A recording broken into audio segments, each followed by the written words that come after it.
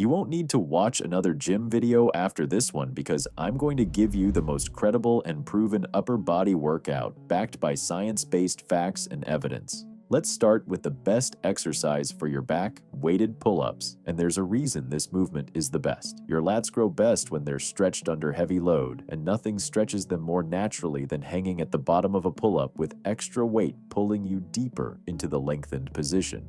That deep stretch, combined with high mechanical tension, is one of the strongest hypertrophy signals your body can receive because it directly targets the long length portion of the muscle where the most growth occurs. And the moment you lift heavy, you instantly recruit high threshold motor units, the type 2 fast twitch fibers with the biggest growth potential. You don't have to grind through 15 reps to reach them.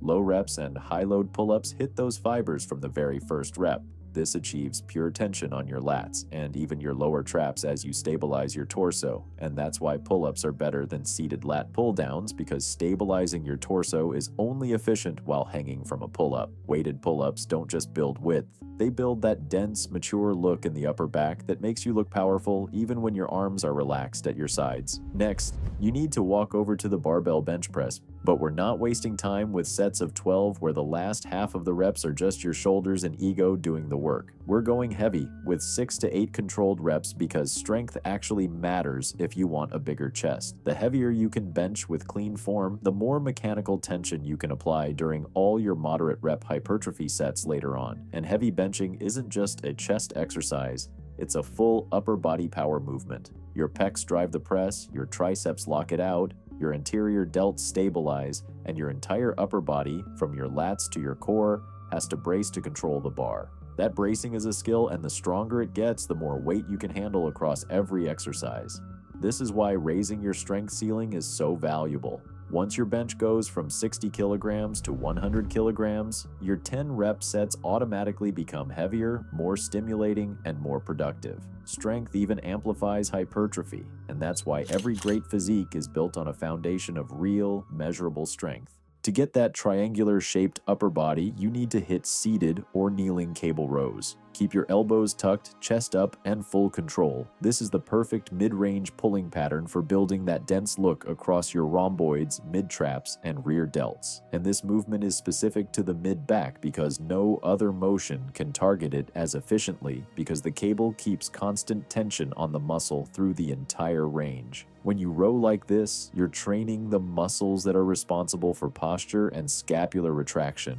That triangle-shaped back you see on lifters who actually know what they're doing will finally be you. Scientifically, mid-range loading is incredibly effective for hypertrophy because the muscle experiences consistent, uninterrupted tension from start to finish without the drop-off you get in shortened or lengthened-only movements. You've now completed 1 chest and 2 back exercises, so you've finished back for the workout. Remember, you only need to do 2 exercises per muscle group. Let's get into your last chest workout now. For the whole chest, we're going to do high to low chest flies on the cable, because this movement lines up perfectly with the chest fibers.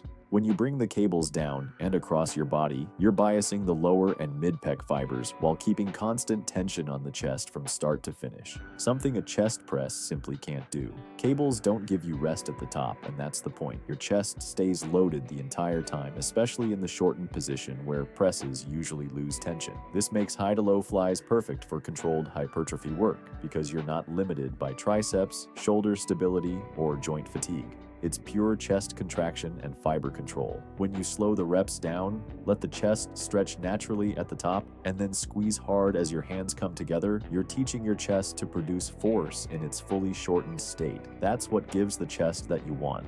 Next are lateral raises, the exercise everyone thinks they've mastered, but almost nobody actually does the correct form. These actually grow your side delts and your front delts. Your side delts grow best when you use a light weight, so you don't need to go heavy. Keep this one at mid-range reps between the 8 to 9 rep range, a long stretch at the bottom. You need to use a cable and make sure you step away from the cable stand so you get the best deepened stretch at the bottom. Use the attachment that wraps around your wrist. This way your grip strength is not the limiting factor. Make sure you're not swinging or not using a weight so heavy that your traps take over. When you slow the tempo down, keep your elbows slightly bent, you'll finally start hitting the side delt fibers that create real width. When these muscles grow, your physique instantly looks more aesthetic. Your shoulders round out, your frame widens, your V-taper sharpens, and your upper body looks fuller from every angle. All that's left for you in this workout now is arms, and we'll start with triceps, because the long head of the triceps makes up most of your total arm mass, and that long head grows best when it's trained under a deep stretch.